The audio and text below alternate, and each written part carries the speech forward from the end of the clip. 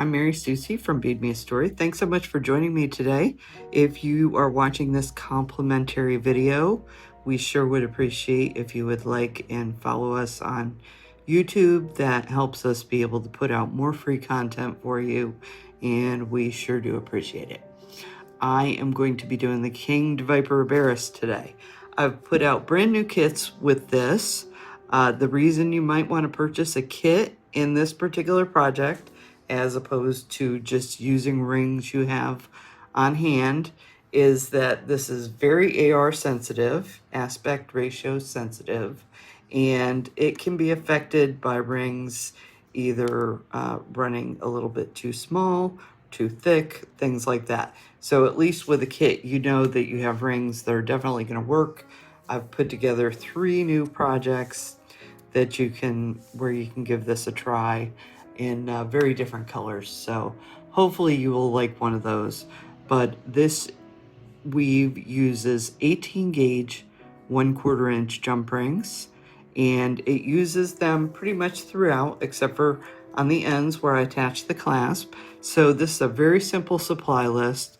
I feel it's much easier to learn this in colors because of course you can see a little bit better where the colors are going.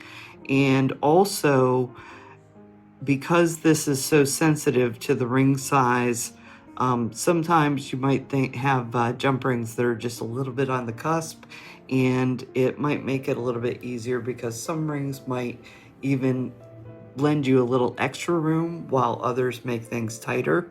So using multiple colors in this makes it a little bit easier to do. Okay, so without further ado, let's go ahead and get started. Okay, so today we're making a Kinged Vipera Berus, and we're going to make it with anodized aluminum jump rings. So if you were making these in steel or maybe sterling silver or something like that, then all the wire would be very consistent. However, when you're using anodized aluminum and you're doing colors, then a lot of times what happens is you'll have rings that are a little too skinny or a little too fat, or the ring itself. So when a jump ring is created, it's wrapped around a coil and then it's sawed through to make all the individual jump rings. And a lot of times when that happens, there's a slightly different bounce back on the rings from where it's wound around, and then when it gets cut off, it's going to expand just ever so slightly off of the mandrel, and that can vary tremendously. So I just want you to be aware that not every jump ring is going to be exactly the same. They're going to vary ever so slightly, and that's going to become very, very important with this particular weave. Why is it so important with this weave? Well, part of it is that you can see in each row of this weave, you can see the base row are 2 rings, and then each of the connections that we add to form the weave are 2 rings. Okay, so we want this to be nice and tight and create this beautiful basket weave visual for us, but at the same time, what can happen is if some of our rings are slightly off, it can get too tight. So this one here is one that I tried to do and I had to stop, and you can see this ring in here, like I can barely get this through. And another big giveaway for you, if you start one of these and you're feeling like it's probably too tight, if you can't get in between these 2 rings as you try and apply the second one, then it's too tight. It's either the ring is a little bit too small this way, or it is too thick. So either way, it's not going to work. And you can see here, the matte gun metal that I have right now is just not going to work. That was the problem with this one. So let me take that away. And I will mention to you that if you want to make your own versions of these, you are quite a bit safer with the frost. But you can always ask me too about the rings and how I think they're running right now. I know I pulled out several rings that just cannot be used. An example of that would be rose gold. I've noticed always runs a little small, just a hair. but it makes it too small to be able to do this weave in. My light pink right now for some reason is too small. So anyway, that is part of the reason for kits and why I have these in kits. And then that way, you know, I've hand selected the rings and I know that they're going to work in the pattern. Okay, so let's get going with the pattern. So you can see in order to start a King Vipera Berus that we just need a 2x2x2 chain. And I go ahead and put this on a paper clip. That way I know where the top is and then I'm working downward.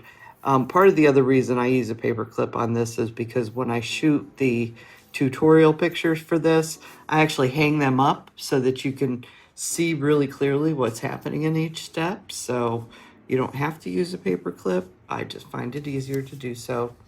Okay, so to start our first row, so you'll notice when you have a 2x2 chain that I have 2 rings that are vertical, 2 rings that are horizontal, and 2 rings that are vertical, and so on and so forth. So basically, because I'm right-handed, and of course if you're left-handed, you want to turn around every single thing that I'm saying, but because I'm right-handed, I open my jump rings with the left prong away from me and the right prong towards me, okay? And then I'm going to basically grab the jump ring, and with the left prong of my jump ring, I'm going to pass through from right to left through this third pair of jump rings, okay?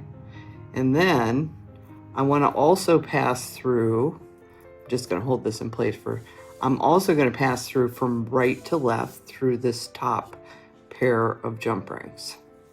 Okay, so in order to do that, this is another reason just to get it started, I like the paper clip. You can turn the paper clip clockwise, and that'll help you get through this first hole. Okay, so this is, starting it is always a wonky kind of situation. But basically that's all you're doing. You're passing through the third pair and the first pair, and in both cases you're going from right to left. Now if you were working left-handed, you would actually open your jump rings in the opposite direction, where the prong on the right would be away from you and the prong on the left would be towards you, and of course you'd be working from left to right the whole time. Okay, now I'm going to add my second ring. So in order to add the second one, this is super easy. We just follow the path of the first.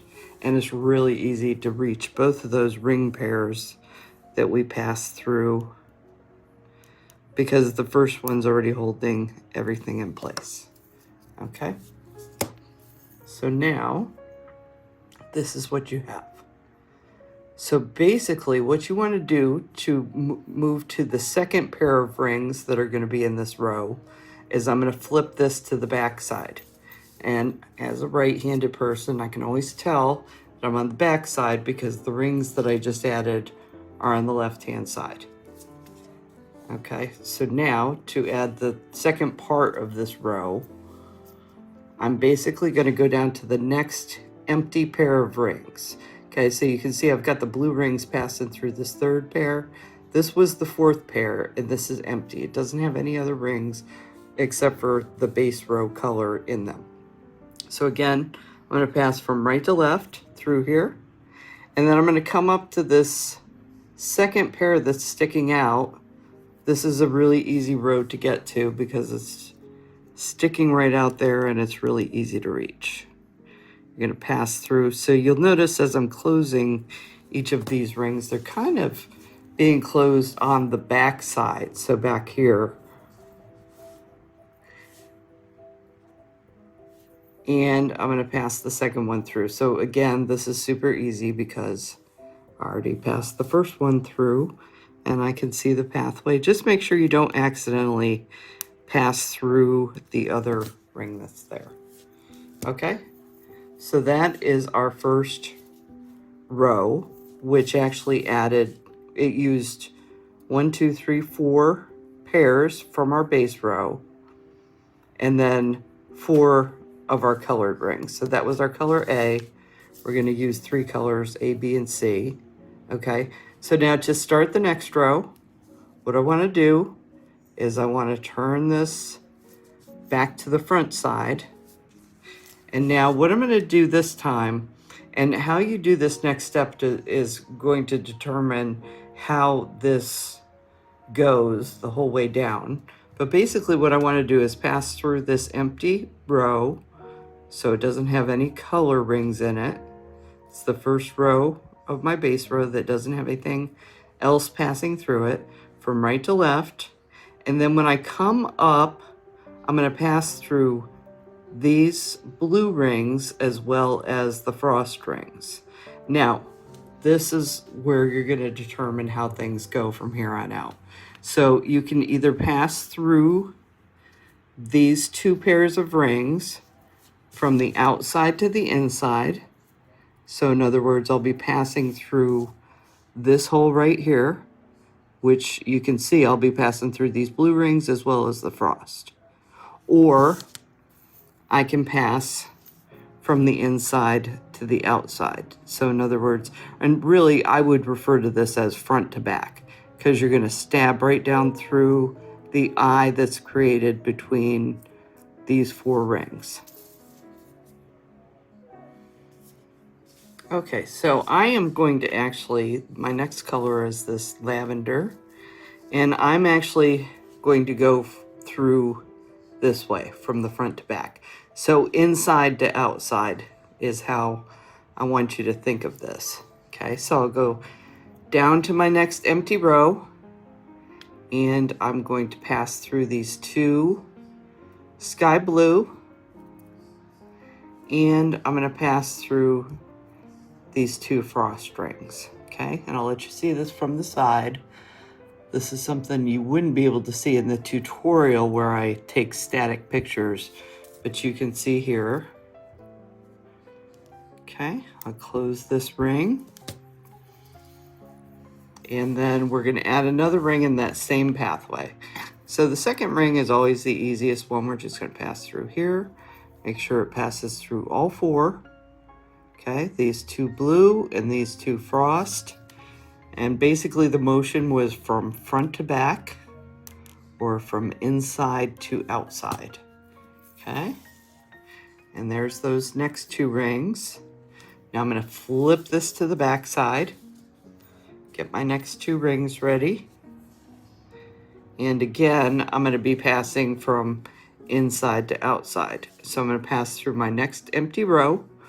And then we're going to go, as I said, this pathway looks more from here like it's front to back. So we're going to just stab right down through these two frost rings and these two blue rings. And then we'll close. Okay. And I can tell that that was the last row I did because that's over on my left-hand side. Okay, so pass through from right to left, and then from the inside to the outside, or front to back.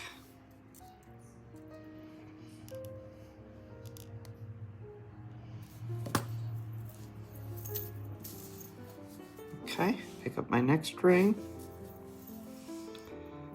and I'm just going to pass this through the same pathway. Second ring's always the easy one. And then I'll be done with this row. So I'll be done with the purple, or color B. Lavender actually is the color I'm using. Okay, and it looks like that. Now I'm going to flip again to the back side, and I'm going to bring in my green. Now this time, I've already established the direction, okay? So you can see, you can kind of see that the two blue rings, they tilt to the right, and then the purple rings, they tilt to the left, okay? So that means when I pass through here this time, this is my next row down, and I'm gonna pass from right to left. And then when I come up here, I'm also gonna pass from right to left, and I'm gonna pass through these two lavender rings as well as these two silver frost rings, but you can see I'm kind of going from the outside to the inside of the chain. And that is what's going to give you that whole basket weave look. Okay, so from right to left, And then when I come up here, you can see I have to turn all this work, because in order to get through from the outside to the inside, I really have to turn everything to get there.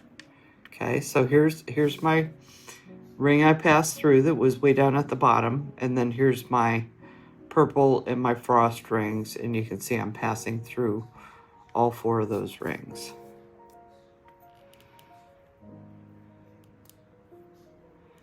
Okay, and then you can see, if we look at this from the front, see how that passed from the outside towards the inside. Okay, pass through another one, and the second one's always the easy one. Just again, make sure it doesn't pass through the other seafoam ring that I just added, or that would create a rosette and it would take up more space and it would cause us a problem in our pattern. Okay, so there's what we just finished. And then I'm going to turn this over to the back side. I'm going to pass through right here. And then again, we're going to come up from the outside to the inside. So the main thing, it's mainly going to happen for you naturally that you pass through these frost rings, but just make sure that as you approach these 2 lavender rings that are above you, that you're going from outside to inside when you're on this row. Okay, so pass through here, and then just keep turning your work. You can see I'm turning the work with my left hand. Just keep turning your work until you can get through the frost and the lavender rings coming from the outside to the inside.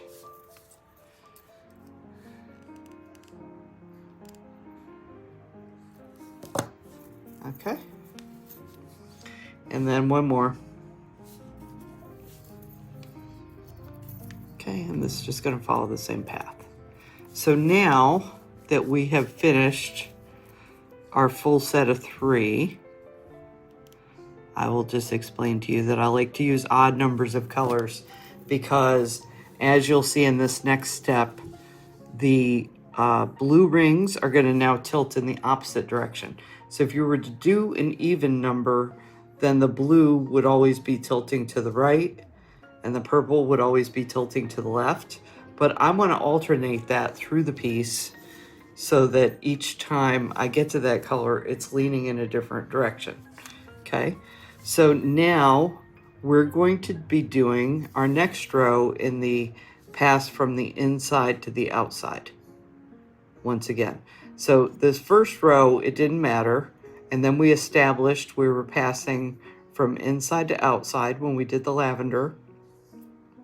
When we did the seafoam, we passed from the outside to the inside on both these rows, and now we're going to pass from the inside to the outside once again.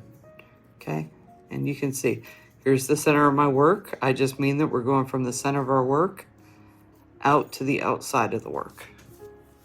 That's all I mean by inside to outside. Okay, and again, I'll pass through both those seafoam rings as well as the 2 frost rings. You can see that here on the side. Okay, we'll move a little bit more quickly now. Again, I am just following the same path. The second ring's always pretty easy as long as you chose jump rings that are going to work. So if I got to this point and I can barely do it, then I know I picked rings that are way too tight. Something's wrong there and I need to kind of start over. Okay, so I'm going to bring in my next blue ring. I turn to the back side as you saw, right to left, inside to outside. No problem. So this gets a lot faster and easier. I know your first project or 2 that you do in Vipera Berus, it can get confusing to see everything, but the more you practice this, I promise it can really become easy for you, and it's a beautiful weave. Okay, so I wanted to get this row done really quickly so we can get to the harder of the 2 rows.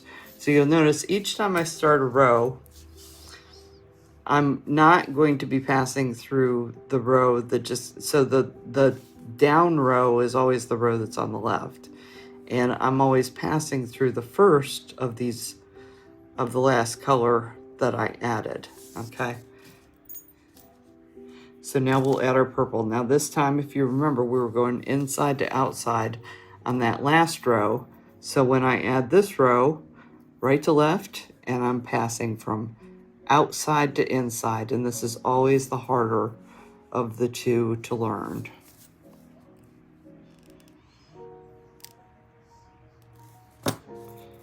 Okay. Add one more.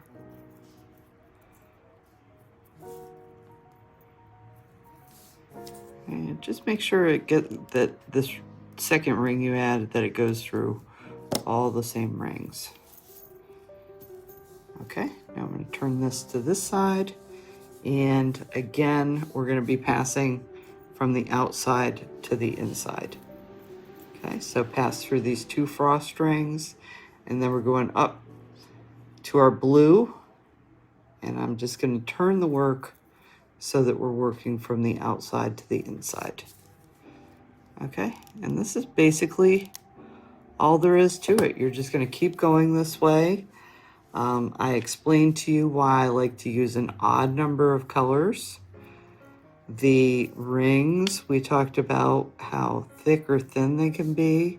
So if you try and do this with rings you have at home and it doesn't work, chances are that just because it's an 18 gauge 1/4 inch ring, it may be running a little off, and that's why this is not working. So keep that in mind. It's a big reason why I put together kits for you, because at least you know if there is a problem, I'll take care of it for you. But chances are I've tried this myself, and I know that the rings are going to work for you. But a big reason why I put out new kits just now was that my rings were no longer working in the colors that I used before. Okay, so I just want to point out here, we're going from inside to outside, or from front to back on that lavender, because we just changed colors again, and now we're going inside to outside.